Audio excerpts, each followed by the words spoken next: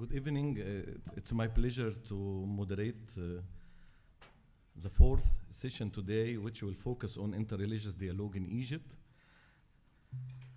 Actually, before turning to our distinguished speakers, just in some bullet points, I would like to raise some issues related to the religious coexistence in Egypt between Muslims and the Christians, which actually introduce an important and unique experience of coexistence for more than 14th centuries.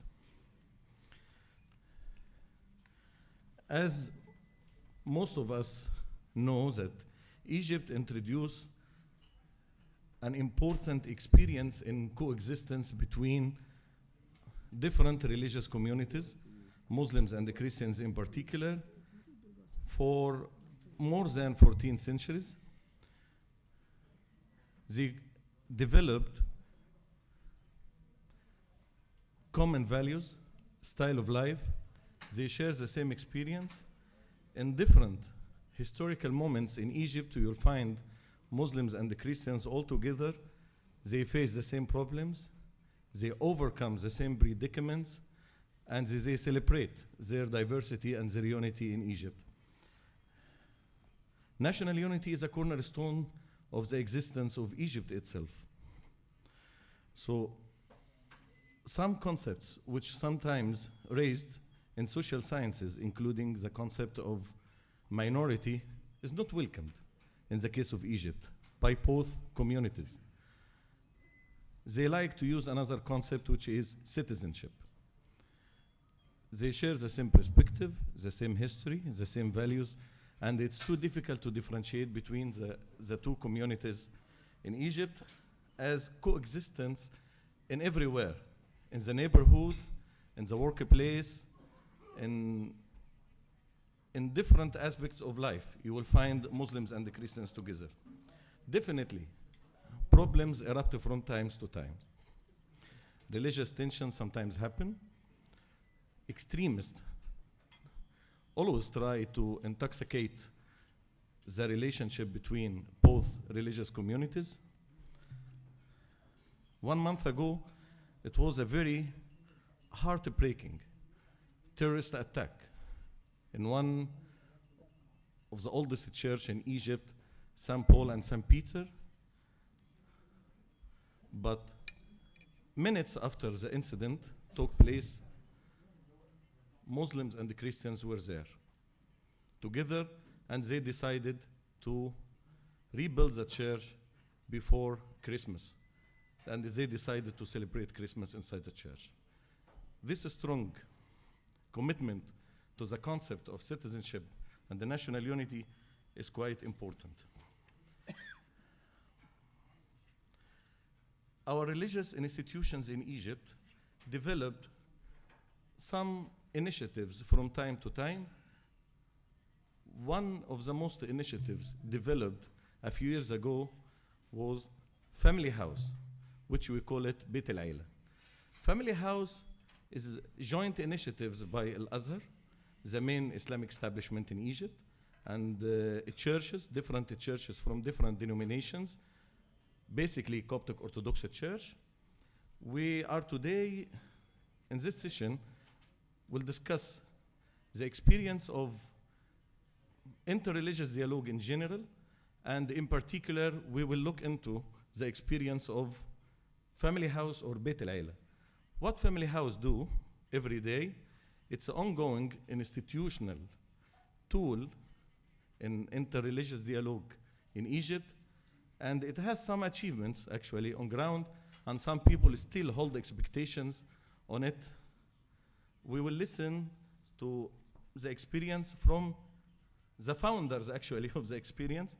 We are now turning to the first speaker, who is Dr. Mahmoud Hamdy Zakzouk. He's a former Egyptian Minister of Religious Endowment in Egypt, and he's the General Secretary of Beit al-Aila, the Family House Initiative.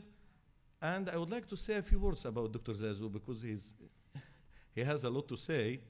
He's a professor of Islamic philosophy in Al-Azhar, and during his work in the ministry, he developed interreligious dialogue between Muslims and the Christians, and I was young at this moment, young researcher, and I was invited many times to attend sessions, gathered imams and the priestess from different religious communities, evangelical, Orthodox, Catholic, and it was a new phenomenon in Egypt to find ongoing experience of dialogue every day, discussing everything, problems, prosperity in Egypt, economic hardship, national unity, social cohesion. We discussed everything. So it was a very important topic, and he started the experience, and all of his successors continue on the same track. Let's listen first to Dr. Zakzouk for 15 minutes about the experience of Family House. شكرا. Thank you, Dr. Sameh Fawzy. بسم الله الرحمن الرحيم. The name of God, the most merciful, the most gracious.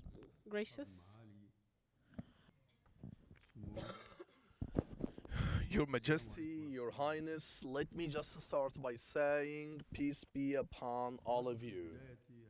I would like, first of all, to refer to the fact وهي أن التنوع سنة الحياة. that diversity, this is the nature of our life.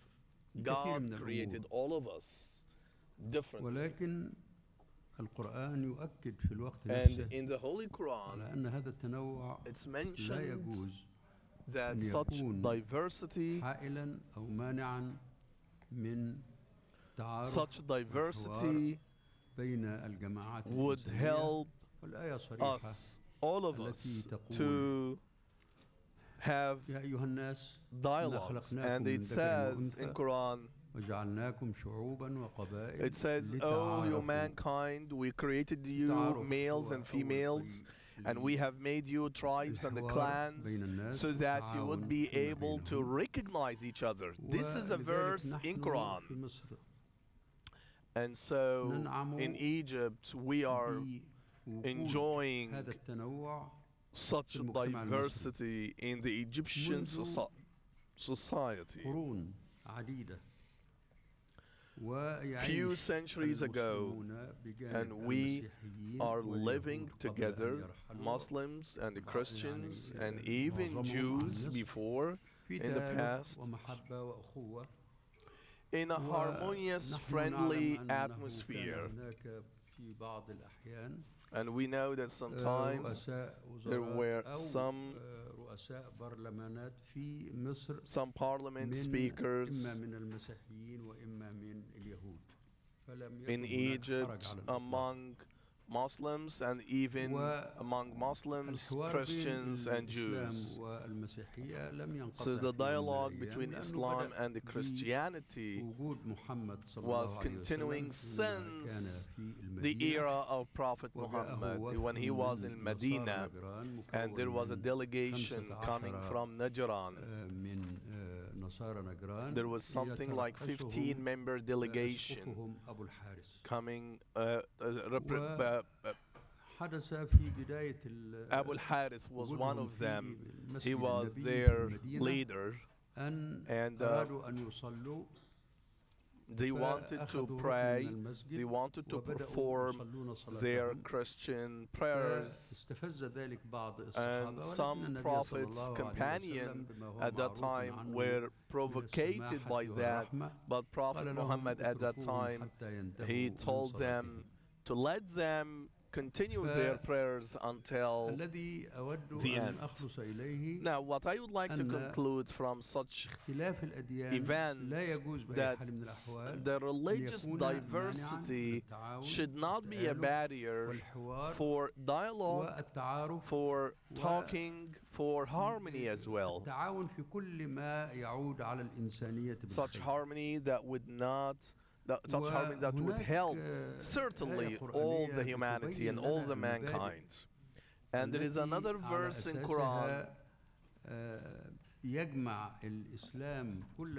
that would gather all Islamic elements under one banner and by saying in the Quran the verse that says, those who are believers and those who were guided and those who are Christians and other sects, those who believed in God, believed in Allah and believed in the day after, they will have the reward and there is nothing to be worried about them and they wouldn't be sad anymore.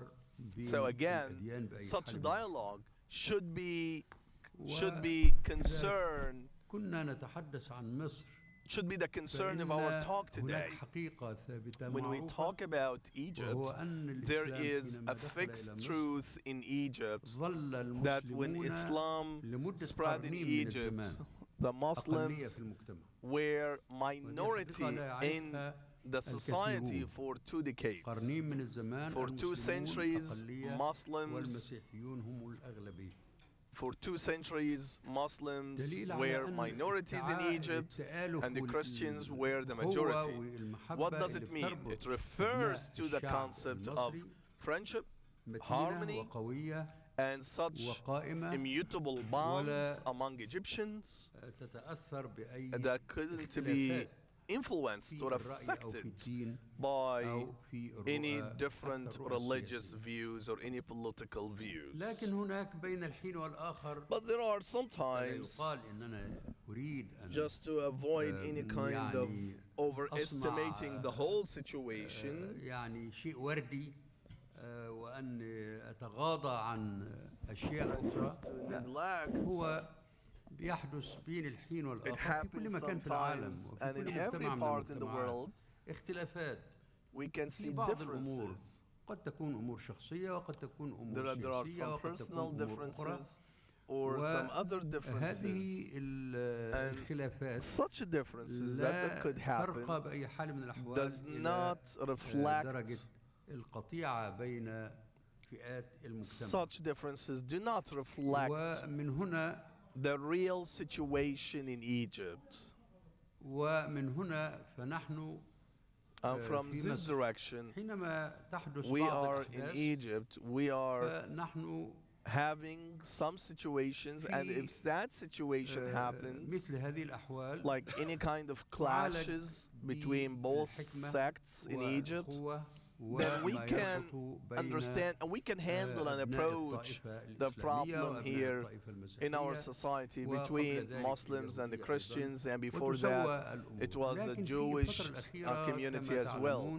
But as you know, that in the past, such a phenomenon was not existing at all. And here we are talking about the terrorist operations. And as you know, that terrorism does not have a religion, does not have any homeland, does not have any place. So terrorism becomes a universal and a global phenomenon that would push all members and all peoples to be united together to face it. So when we had that aggression, when we had that attack,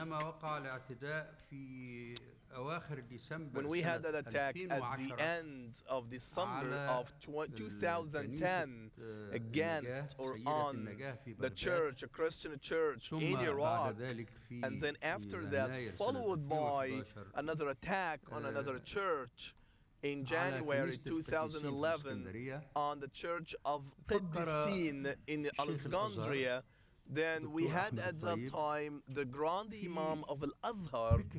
He announced the idea of having a family house. And a family house idea, it was created since January 2008. And it was also suggested on Pope Shenouda at that time, the late Pope Shenouda, on this idea, and he agreed as well on this idea. الإجراءات العملية لتحقيق هذه الفكرة. And then the steps started to happen and to have such idea happening on the ground. والكاثوليك والإنجيليين والكنيسة الأسقفية في بيت واحد. And then we had the Muslims and the Christians under one roof at that time. And some decisions were issued at that time على إنشاء بيت العائلة المصري. And some decisions were ratified to create the Muslim and the Christian family house. وقداسة البابا تودرس حاليا. And nowadays we have that sense of harmonious connection between Pope Tewodros and also the Grand Imam of Al-Azhar. And then we have also the family house,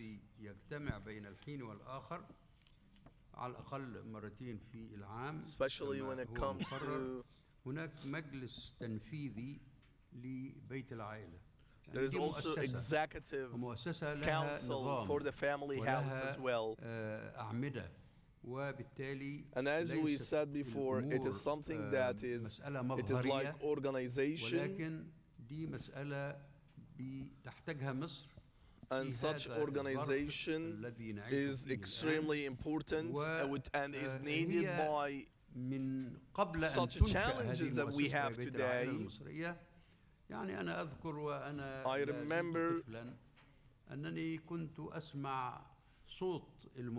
I remember when I was a child, I was listening to the bells of the church and the calls for Muslim prayers. We were brought up and raised in a harmonious sense between Muslims and the Christians.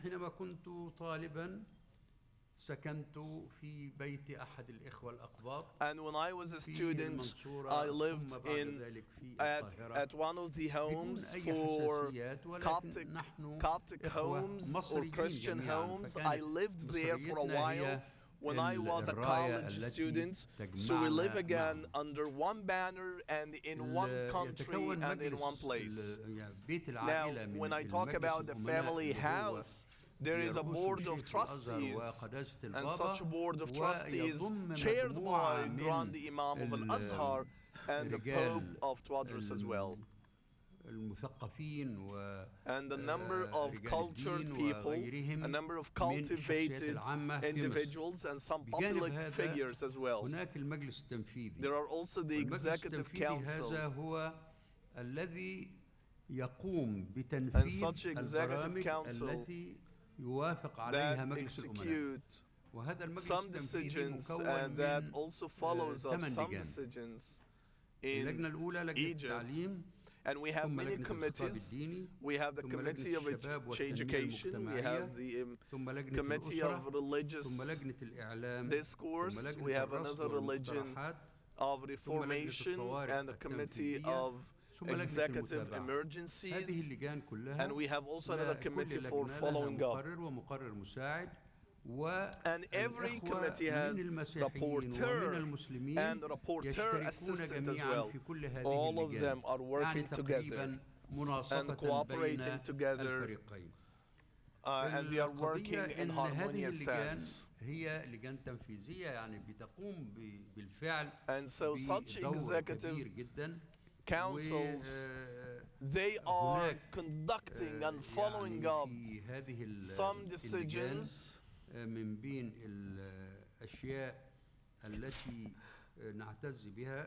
and we feel proud of such decisions. And there are a number of points that could be discussed.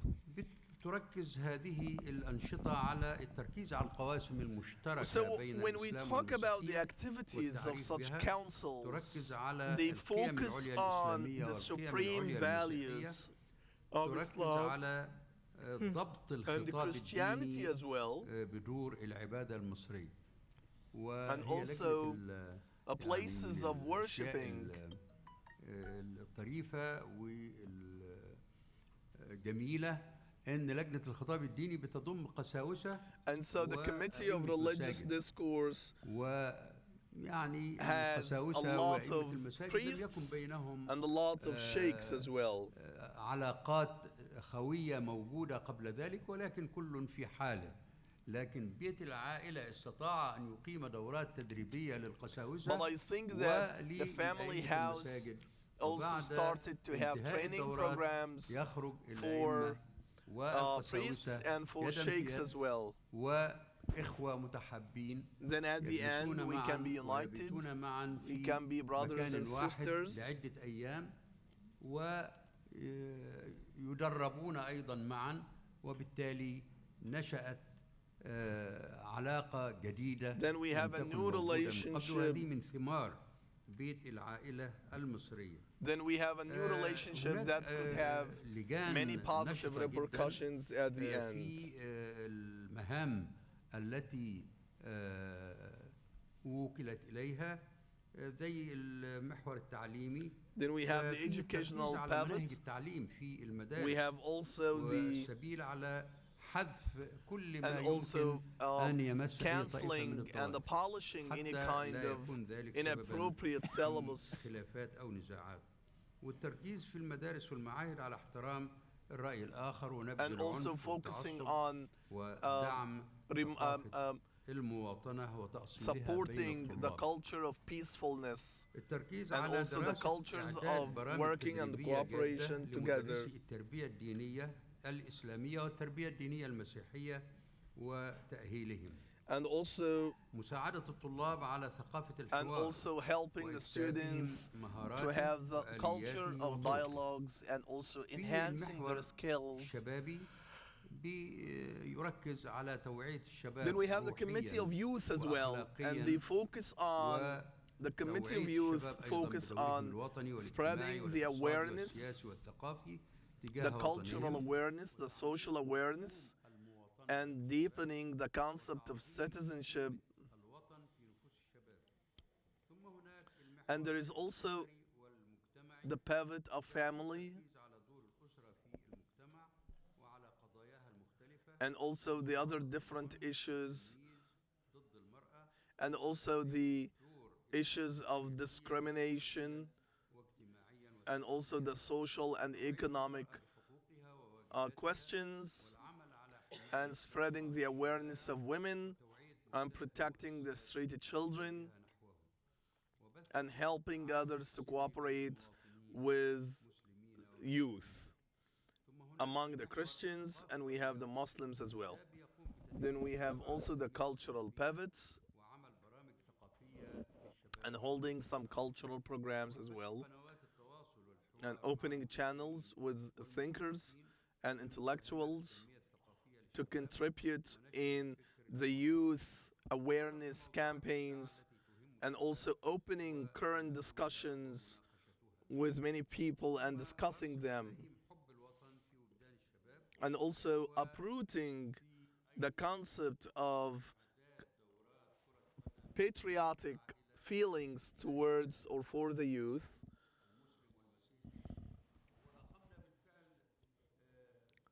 And at the same time, we have already conducted some sports games and some football games between priests and sheikhs. And that was really very great thing that we feel proud, and this is a evidence. This is a evidence of understanding and evidence of understanding our views, and also training the journalists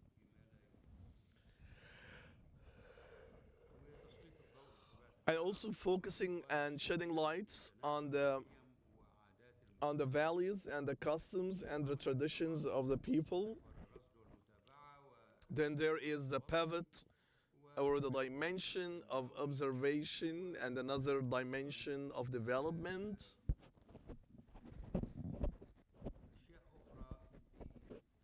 There are some other points as well that we are still working on them.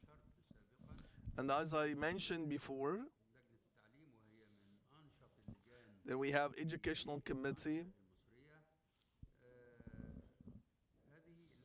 It's one of the most active committees in the family house, and they exerted a lot of efforts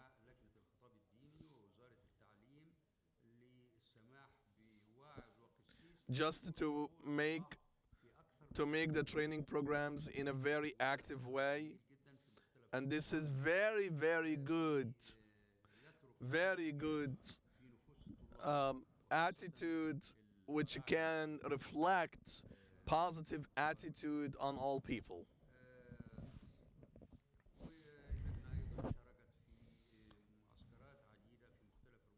Then we have also the committee for other sectors that could spread the awareness campaign, that could also help and can work with the family house strategy. Then we have also some awareness campaigns on campuses, in colleges, in universities. And I think that my colleagues can focus on such ideas.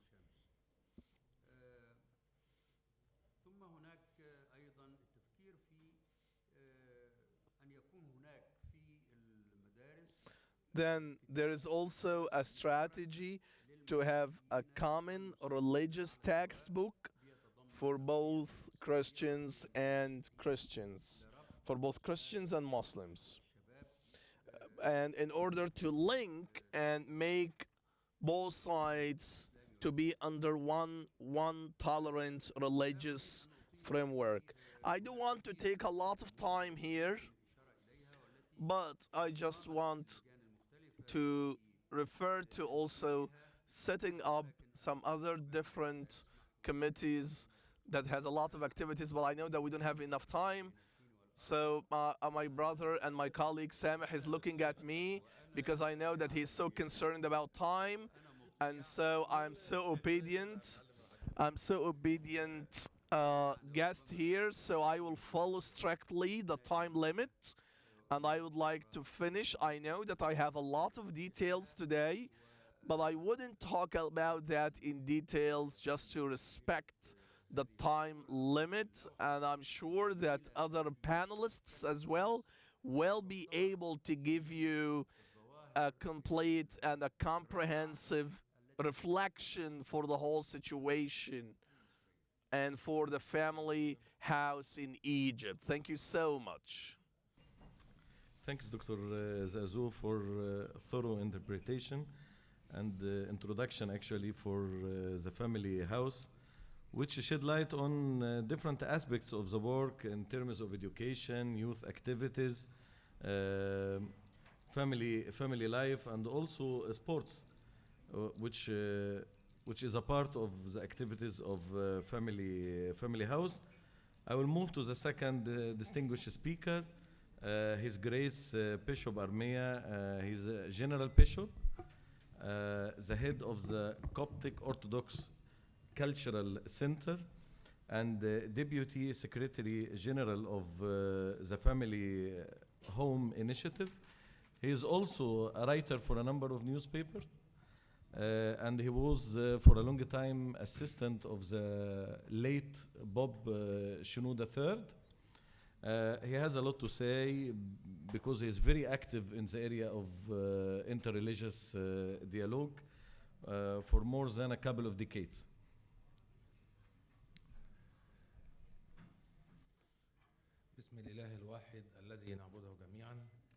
In the name of one God that we all worship, dear Excellencies, Mr. Dr. Ismail Serageldin, Dr.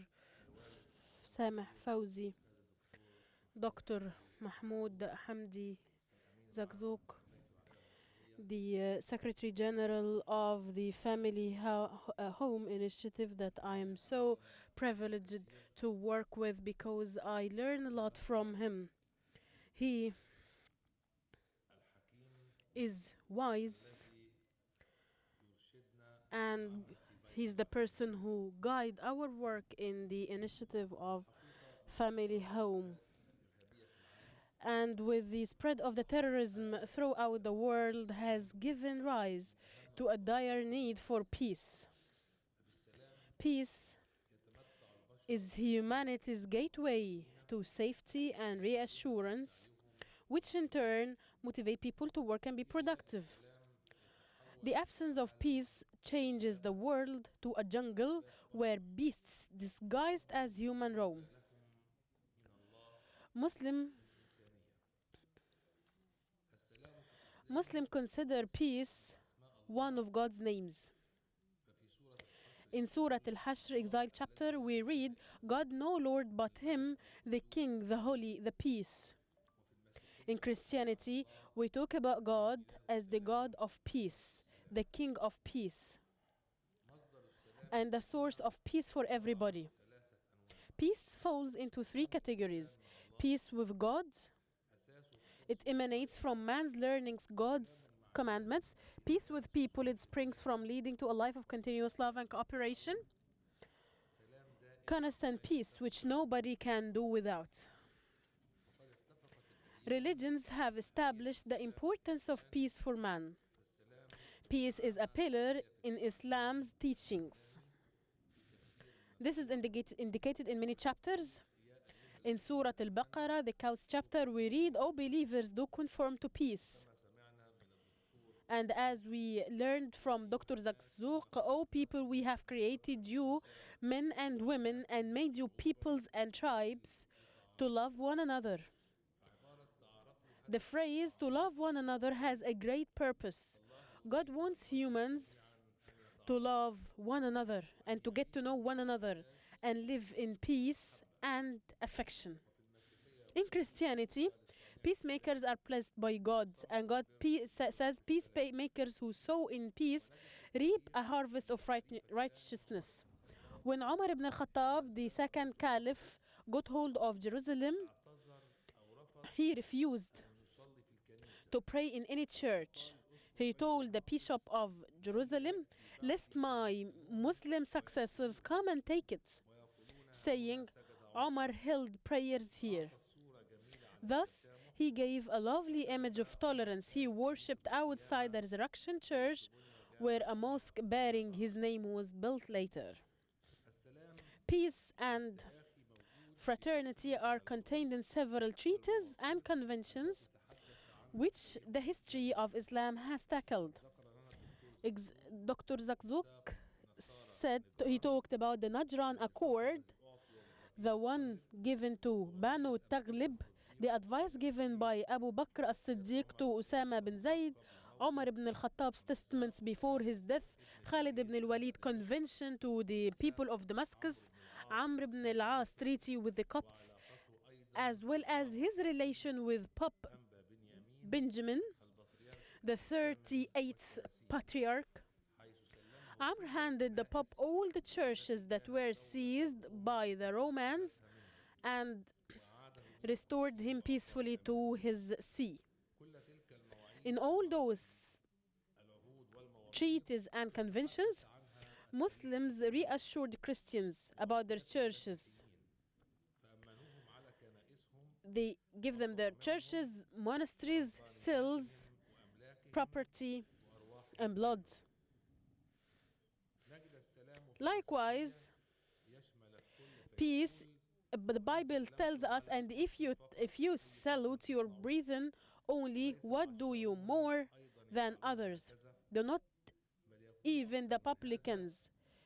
So, even more we read, love your enemies, bless them that curse you, do good to them that hate you, and pray for those who despitefully use you and persecute you. Should this be it, then how would our dealings with our fellow countrymen be like? Many people moan from terrorism and lack of peace, which deems it necessary for the whole world to unite to fight terrorism. Terrorism can be combated socially, politically, strategically, and economically. Yet the most important tool in combating terrorism is the ideological one. So, let us prioritize it in order to protect our societies. We need to protect our youth, in specific, from being overcome by this destructive ideology. The ideological tool has two aspects, a corrective one and an educational one that aims at implanting sound values promoted by religion. Thus, Egypt considered establishing the Egyptian family house. And as Dr. Zakzouk said, that Grand Imam of Al-Azhar, Dr. Ahmad al-Tayyib, is the initiator of the idea of the Egyptian family house. Reposed Pope Shenouda III welcomed it. And the Egyptian family house was actually established by a ministerial decree in 2011. The Egyptian family house, as asserted by Dr. Zakzouk, and the ideas he talked about and the relation between all the churches and Al-Azhar, because its headquarters is in Al-Azhar, but we can convene in the church and in Al-Azhar as well. And the Grand Imam of Al-Azhar is present, and also Pope Twadros II.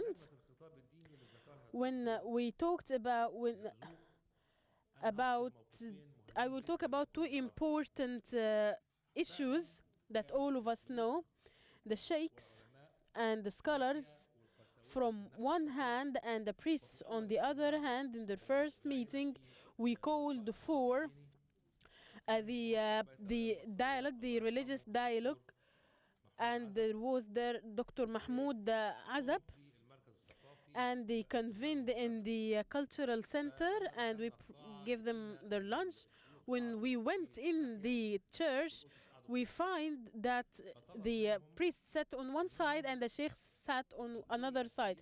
They asked them so that on the right of each priest there should be a sheikh, and on his left there should be a sheikh, and this vice versa for the sheikhs. They did that. However, they are just looking in their dishes. They are not talking to each other. So we said, how come we will continue that? We went to the hotel because they will stay there for 3 days. And we gave them a key, but he will find out that it's a double bedroom. When they went inside, they find that they have the room, there's a priest and there is a sheikh, so that they can coexist together in the same room. And thank God, by virtue of the people who were there, we tried to strike a harmony between those people. We made that convention 3 times over 3 years with the groups of priests and sheikhs. And we made lectures, meetings with figures from the society, with the Grand Imam, with the Pope, and with the Mufti, with the Catholic Patriarch, with the Anglican Church, and others. And the title is that to get to know one another, and another title to coexist together, and the final title is to work together. They made field visits. In one of these visits, the sheikhs were moving together. They said, okay, the people thought that this is a movie. It wasn't actually a movie. They were just walking together to visit the mosque, to visit the church, go to a monastery, or just to a hospital. Moving from the talking about the educational committee, which has a very important goal, and it is a very important goal. Okay, in the morning in the school, we asked them to read part from the Bible and part from the Quran. So this will strike a balance and achieve a spirit of cooperation and harmony so that we would have a sound, healthy society. Dr. Zakzouk talked about all the committees, but as for the universities, we have made a protocol between the family house and the Ain Shams University, which aims at having the family house represented by Al-Azhar and the priests.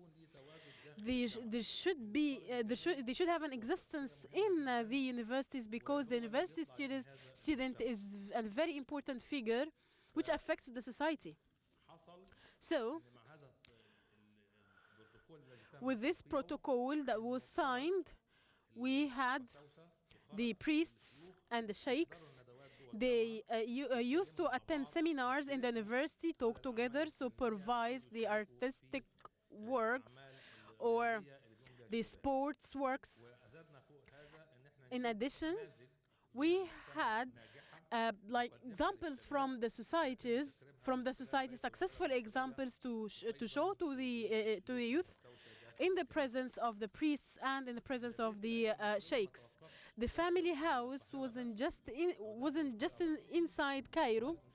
It had a lot of other branches in Egypt with the same system, so that it has the same core message of combating extremism and have a balanced human soul on all levels. Frankly speaking, so that we can make strong love and better understanding for others, we have to think of what is said, that the power of love should prevail instead of loving power. So the family house wants to include the spread of peace and tolerance. And let me finish by have a saying of Grand Imam of Al-Azhar in a conference in Abu Dhabi about reinforcing Muslim societies. Peace in Muslim societies. He says the relationship of a Muslim with any other entity, be it a person, an animal, a plant, or an inanimate, is in Islam's core philosophy a comradeship and a friendship that is mainly based on peace and understanding. Concerning non-Muslims, Islam has laid great importance on treating them well. The Prophet Mohamed says, whoever hurts a non-Muslim is no Muslim. We have made a covenant with them and their siblings. It is an eternal covenant. Whoever is in charge should abide by it and implement it. Another hadith states, be kind to the Copts, for they are our kin and brethren. As for Umar ibn al-Khattab's statement before his death, he commanded the keeping of promises and conventions with non-Muslims and not overloading them. So, how kind and tolerant this caliph was. Some people sometimes lose some tolerance out of religious deal, yet as stated in Surah Al-Ghashiyah, the Pal, we read, remember you are being reminded that you do not control them. In Surah Al-Ma'idah, the table, we also read the only prophet's mission is to convey a message. And in Surah Yunus, we read, if God wished, all people would be believers. You cannot compel them to believe. Nobody becomes a believer unless God allows it. Likewise, in Surah Al-Baqarah, we read, there is no coercion in religion. All these are but testimonies of the tolerance in Islam, and that people in treating, how to treat people, especially non-Muslims. We thank God who granted us religious leaders here in Egypt who strive to attain joint peaceful living. We have Dr. Ahmed Al-Tayyib, the Grand Imam, and the Pope Tuwadros, and both of them are working to implant the principles of love and peace. Egypt was blessed by the prophets like Abraham, God's friend, Jacob, Joseph, Moses. Then Saint Mary with her child who fled from Herod, for they sought refuge in her lands. Egypt will always be the world's safe fortress. May God guide us in this event. And as we talked about the St. Peter Church, it is one of the oldest churches in Egypt. that witnessed an attack earlier. The Grand Imam, what he did when he was abroad in Abu Dhabi, he called he called the Pope to address, to express condolences. And when he arrived from Abu Dhabi, he came from the airport directly to the Patriarch, and this is not only from the Grand Imam. He also sent his delegates to stay with us in such turmoil, and we won't forget what President Abdel Fattah al-Sisi said, made wisely, when he ordered the armed forces to restore the church, and that really happened within 15 days, and we went to pray there once more. This actually shows how cohesive are the Muslims, are the Egyptians, because we live and coexist together. And as Dr. Zakzouk said, we are now making a booklet about the common values and the common grounds that we will give to the next generations. And thank you so much. أود أن أشكر الأسقف أرميا لرؤيته الشاملة التي تغطي الكثير من الآراء الإسلامية والمسيحية، والتحدث أيضا عن أنشطة بيت العائلة.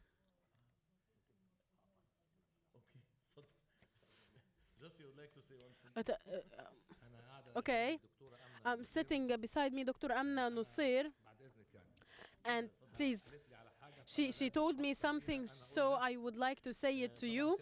Of course, President Abdel Fattah al-Sisi, when he visited the cathedral, he said that in the new administrative city he will establish a church and a mosque.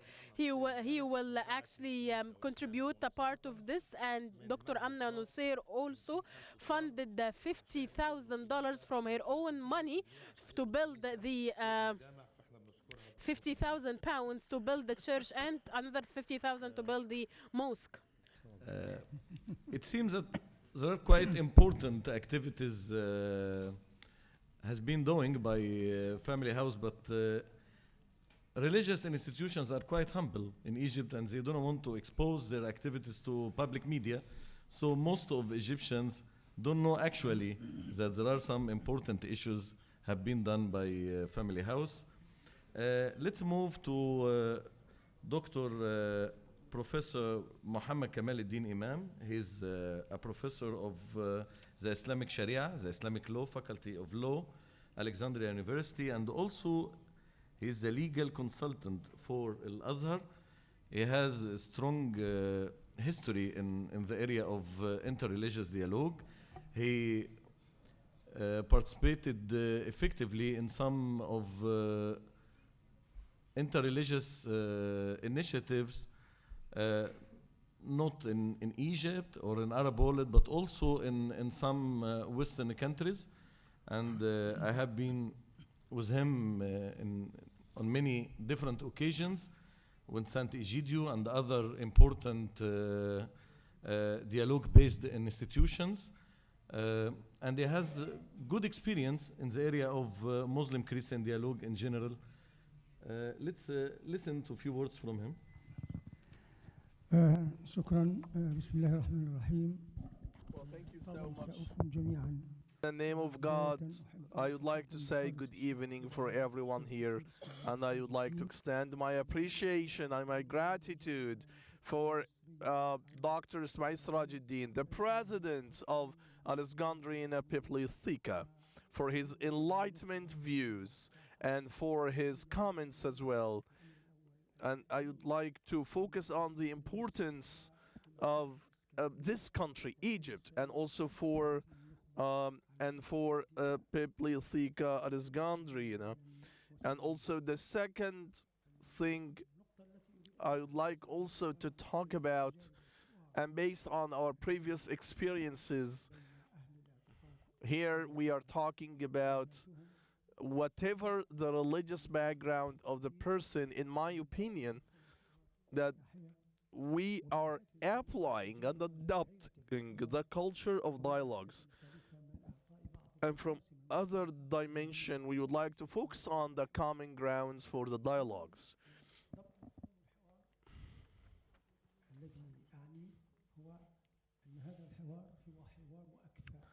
And that means that we will have, for this dialogue, it's called a dialogue of efficient people. And that means that both sides, they appreciate and they value each other. And they understand and they value the social skills, the social level, and also the social value for each figure. And this dialogue is not just a dialogue among religion. So it's not a religious dialogue, but it is a dialogue among religious figures. It's a dialogue between religious followers. That is what I want to say.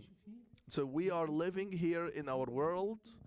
We are trying to provide a vision, and whatever the religion is, or whatever also his intellectual background or his beliefs are. And so such dialogue should be between or among religious figures or religious individuals. And we should have that part of dialogue in a systematic way. And we would like also to have something else, the references of such dialogue. What is the mechanism and what is the guideline? So what is the reference of our dialogue? Well, first of all, it just comes from the unity of the humankind, and also the unity of the religions, and also based on the historical international conventions as well. And we have, based on the international conventions, decrees and decisions. So that is our reference. We are focusing on that. We are focusing on the references that could guideline the dialogue of religions or the dialogue of religious followers. So it's not just coming from one place or one entity. That is the point that I would like to focus on.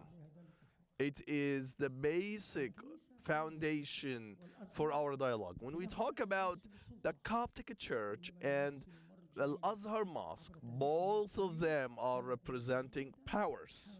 Both of them were the protectors of the unity and the national interests of this country.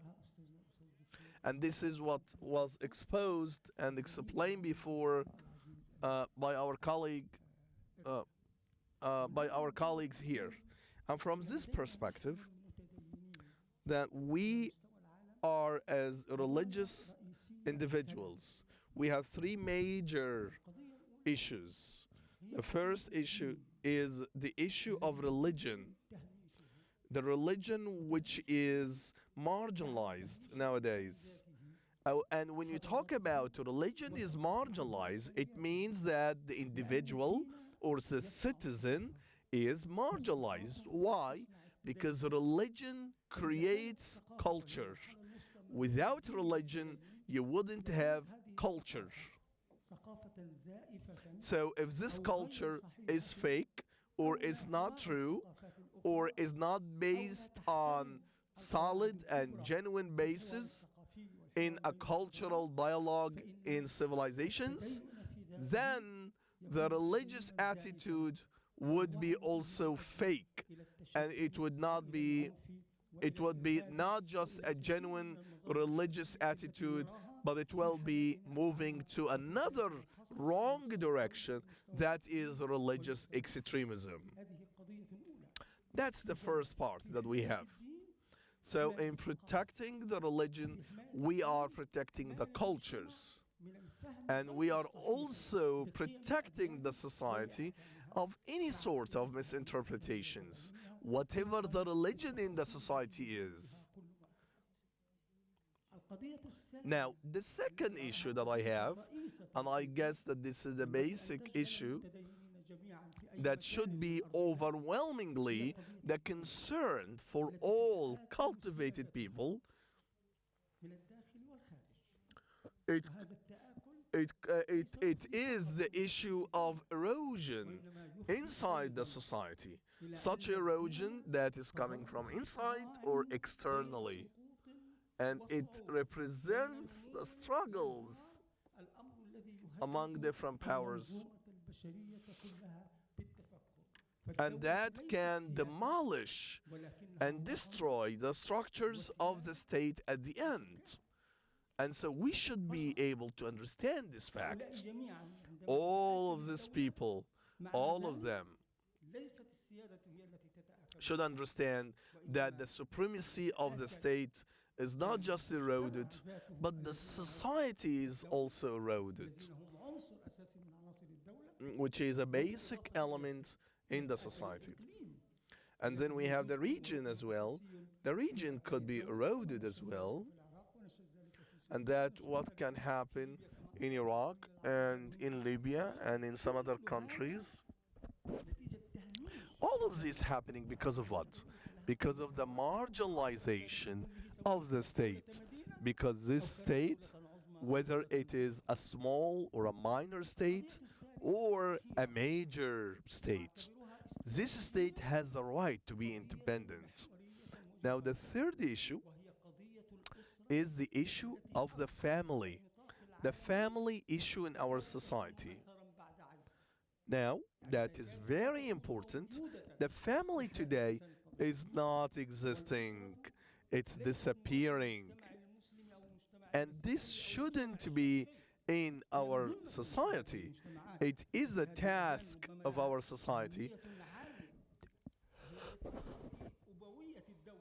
to give and to shed lights on the importance of the family issues.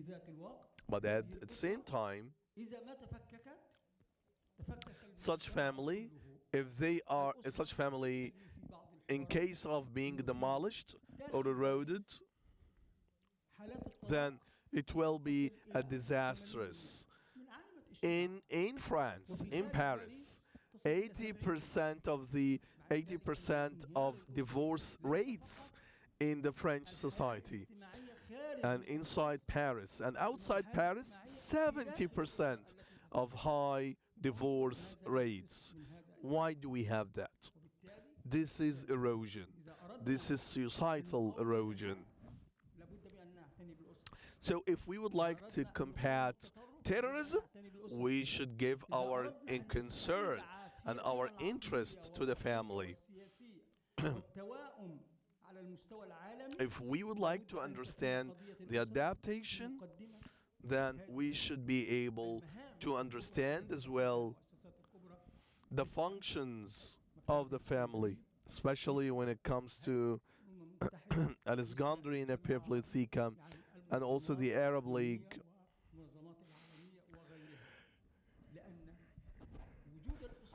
And also the universal institutions as well. And so the humankind or the mankind was created on equal basis. And so the family should be existing in our society. And I think that this is very important nowadays, that those intellectuals in our society, they gave priority to what? They gave priority to the family issues. We should also regain and retrieve the power of religion and the pride of religion in our society as well. This will influence and affect the social hegemony and the social cohesion. Although I have to say that religion is not a politics. Politics is different from religion, and we know that. But we do want to make people marginalized and to give it away from the cultures. Now, the third point is the state. I don't want to say it's a fake state, but I want to say dysfunctional state. If we have dysfunctional state, that will affect all individuals in the society. And it could be something related to dysfunction case for people and for the society. And the last part is the family, the ancient Egyptian family. It was governed and ruled by certain rules, by certain steps. And we can just, when we look at the Egyptian antiquities and artifacts, we can just see how Egyptian families were really governed by the rules at that time, and to transform the family to be a dynamic force in our society.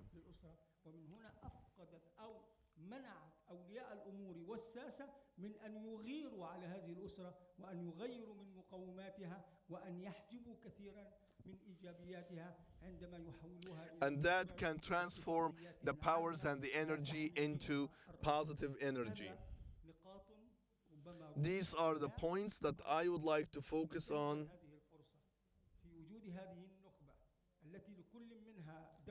And I wanted to focus on these points because they are reflected on our society, and I just wanted to explain more about that in my vision. Thank you so much for listening to me, and peace be upon you. Well, actually, during his presentation, he widened our spectrum and our scope. He discussed three basic issues. Believers should focus on them: religion, state sovereignty or shrinking state sovereignty, and the family, or what we can call it family security. How we can secure our family as a basic social reality in our life in the world today.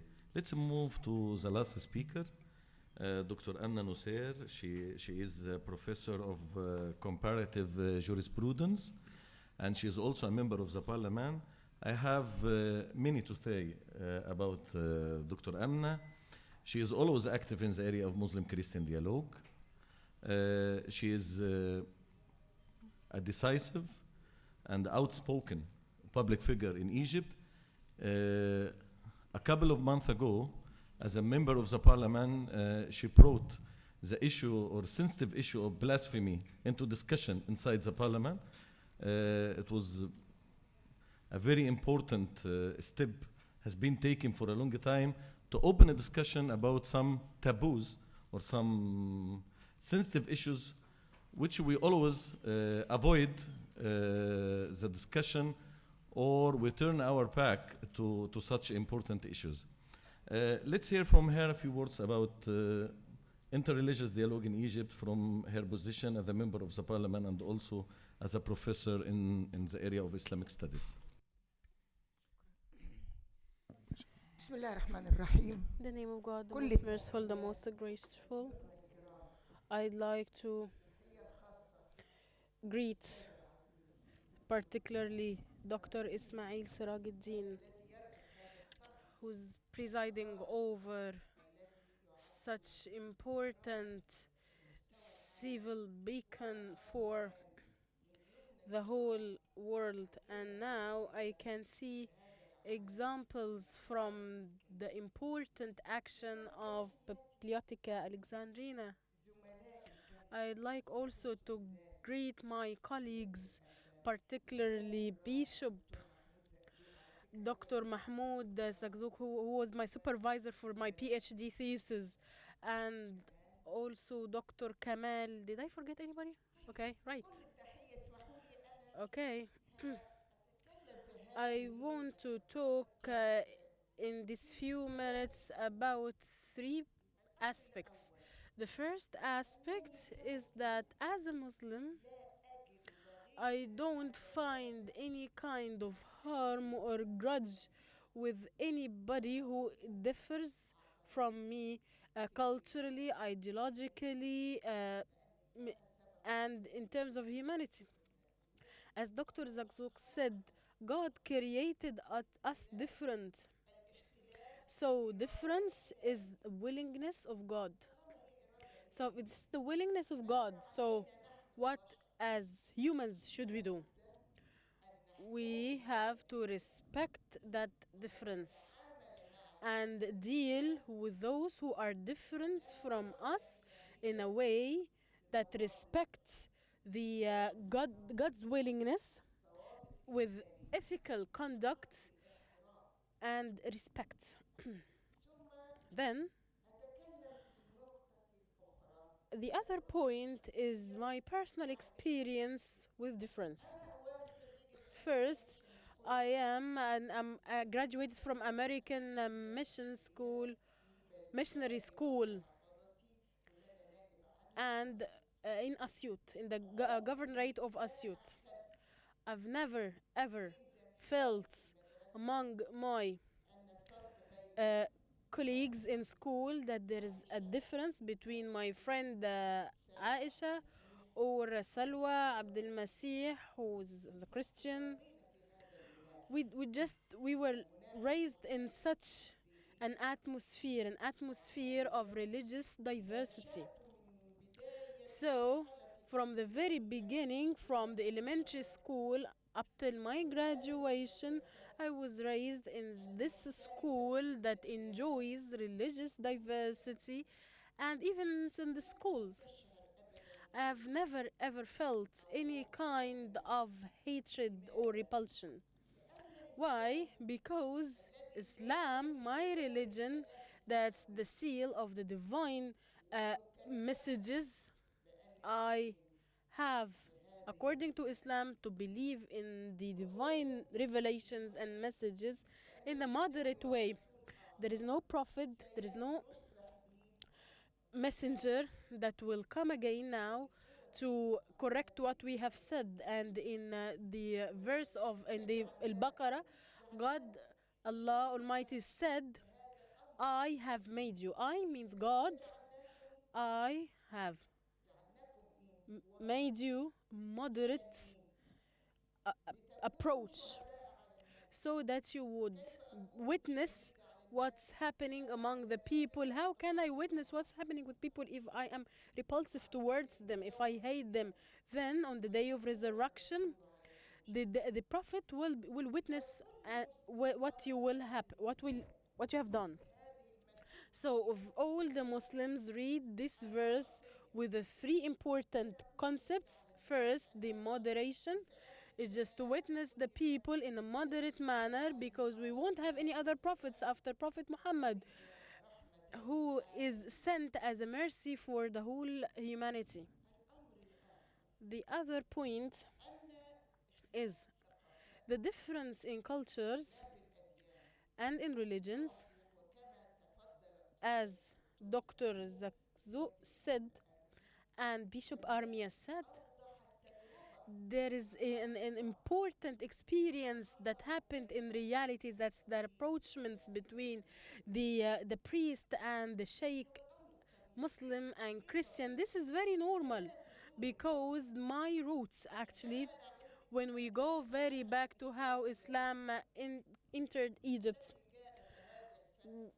the conquest of Islam, we have only 5,000 soldiers who entered Egypt, and that was a very bad, bitter time for the Egyptians at that time by the Roman Empire. When Amr ibn al-As conquered Egypt, he called Benjamin, and he told him, who fled his home for like 13 or 15 years because of persecution. He called him, Benjamin, go back and practice your religion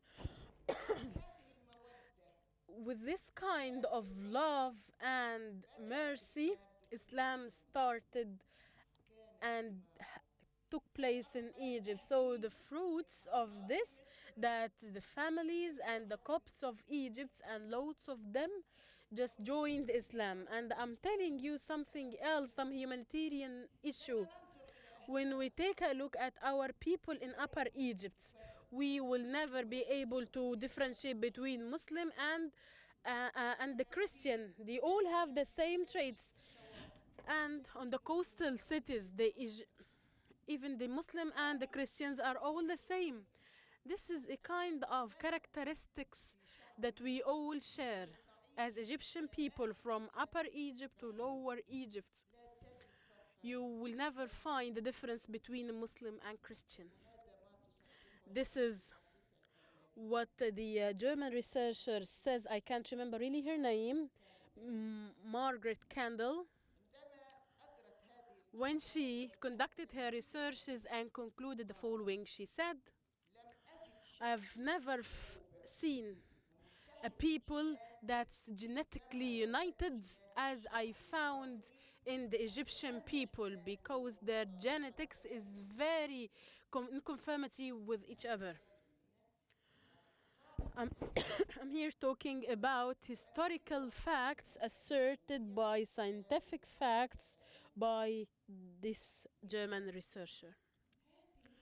So, this brief introduction about our formation, composition, genetics, asserted, which Dr. Zakzouk asserted that in our streets you won't know where are the Christians and where are the Muslims.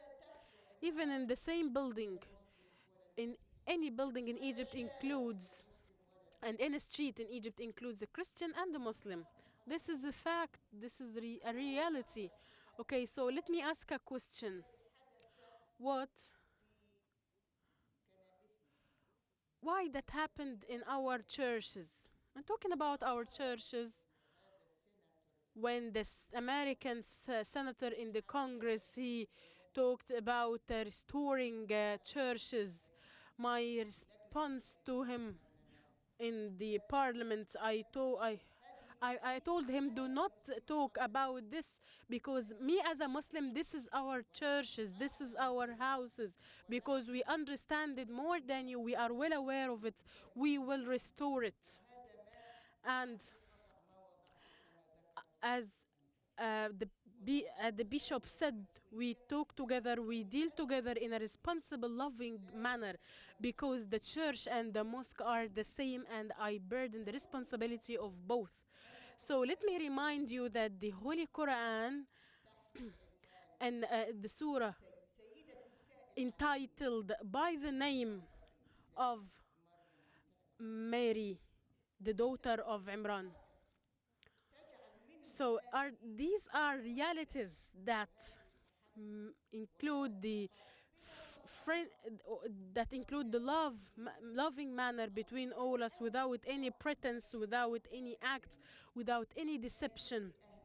Because I used to reject what we call the two elements of the nation. I said, do not say that we are a family. We are not two elements, we are just one element. 1 month ago, I went to my family in Upper Egypt in my constituency. And I visited the Al-Muharrak monastery because I feel that it's my responsibility. They were very supportive for me during the parliamentary elections. So I went to the monastery. In that room where the Mary have been there and stayed there for 3 months, I felt very extremely glad and happy and comfortable, and I felt the real tranquility when I standed on the door, on the step of the doors of this door, where Mary, the mother of Jesus, was there. When Jesus, peace be upon him, says that the people of Egypt is blessed, and when the Prophet Mohammed, may peace be upon him, There are chapters in his biography talking about his recommendation and how he asked us to take care of the people of Egypt because we have kinship with them. Egypt is very special for the whole planet Earth because the land of Egypt, on the lands of Egypt, Allah, the Almighty, or God, manifested himself to Moses. God hasn't manifested himself in any place or talked to any prophet, only in Egypt. These are quick messages that I want to explore and demonstrate the roots of our history, the roots of our religion, of our country. And through this religion, I understand that we should not bear any kind of grudge, any kind of repulsion, and anything that will prevent me from loving my family and would differentiate between the Muslim and the Christian, between John and between Muhammad. But there is still a question. Are we living in a utopia? No, this is not right. Okay, so we have a lot of diseases that affected us. We had like immigration to the neighboring countries. And they come back to our country with a culture and with a thought and with a kind of jurisprudence that clashes with our inheritance, with our civilization and our legacy, that support us and that wants us to protect and respect any human being. And we had that kind of mixture which is adopted, unfortunately, by a group of people from our country and even from the neighboring countries. And we had these disasters, what we have called them in different names and different titles.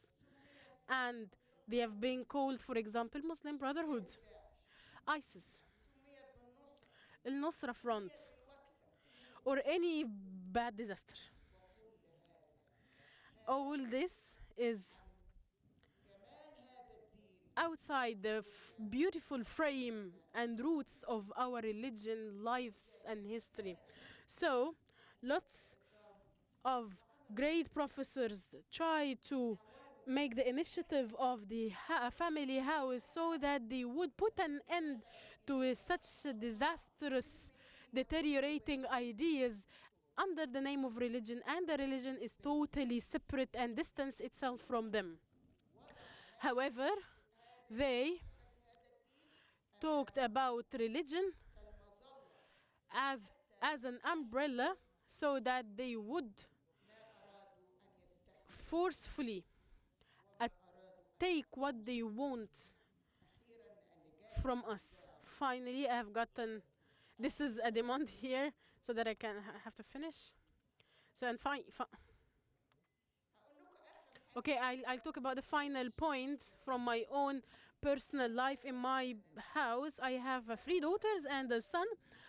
My neighbor was a Christian lady. Her daughter, Marianne, was raised by with my daughters. She, her miss in the school, her teacher asked her, who are your sisters and daughters? She told her about my daughters, and she said that she's been raised between them. She cannot stay even just for 1 hour in her home. She just come and sit with us, with my daughters. She felt that she's like their sister. I have never felt that she's not my sister, that she's not my daughter. I felt that she's exactly like them. At home, my daughter just wear some short skirts and things like this. So Marianne tried to be like them and wear like them. So I asked her, Marianne, come here. Okay, Ibtihal and Dua, they pray like your mother. Okay, Marianne, you pray like your mother and my daughters will pray like me. Okay, and even when she's graduated, I asked her, how can you pray? She said, I pray like you and my mother. And hopefully on the day of her marriage, I hope I will be her mother. The Quran, the Holy Quran, urged me to adopt that respectful and valuable principles. However, the other diseases and the bad principles, we have to look forward to the fraternity between human beings. Thank you so much. Thanks, Dr. Amna.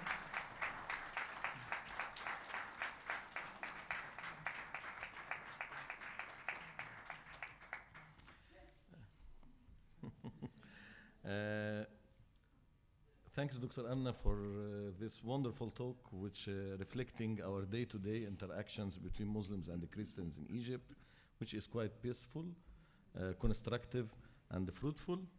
Also, she mentioned to one of the major predicament which we are facing, the migration of Egyptian workers to some neighboring countries and returning back with different extremist ideas and the different jurisprudence from the Egyptian, if we can say that, the Egyptian version of Islam, which signifying the coexistence and the diversity in Egypt.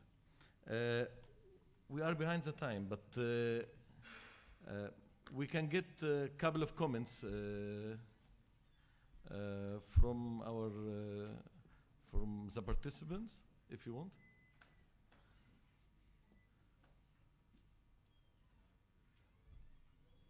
Father, Doctor. I think, Dr. Sameh, earlier you said the word coexistence, and I hope that you will never use it again after we heard Dr. Amna say. Yes. Because it's not coexistent. It's we live together, we are one. Thank you. Thanks. I will give up. I will give up the word, but I mentioned that we are living together and facing problems together. Any more comments? تفضلي.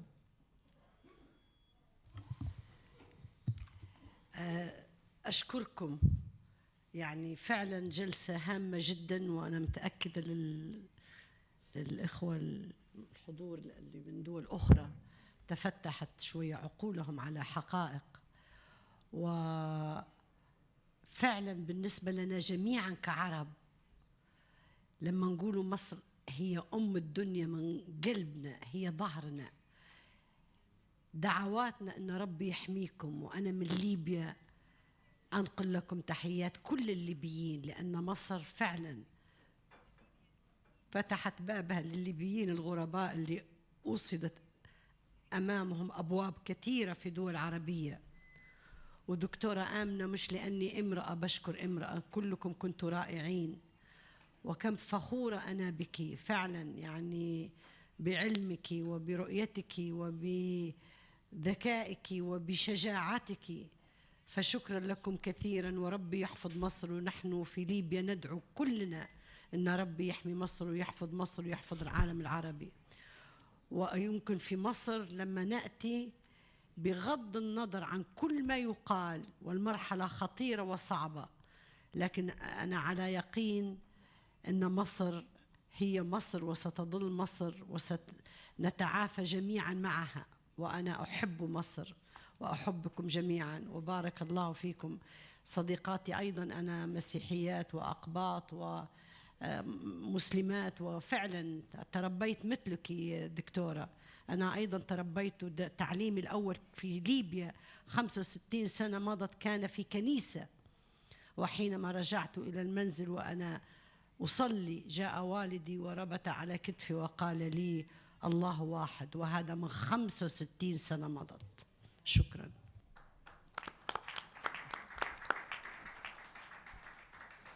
At the end of the session, I would like to thank all of our distinguished speakers who mentioned two different aspects of dialogue, from practical aspects to theoretical aspects, and also from personal experience, which is quite rich and stimulating. Thanks for all of you, and let's move to the second session. Thank you.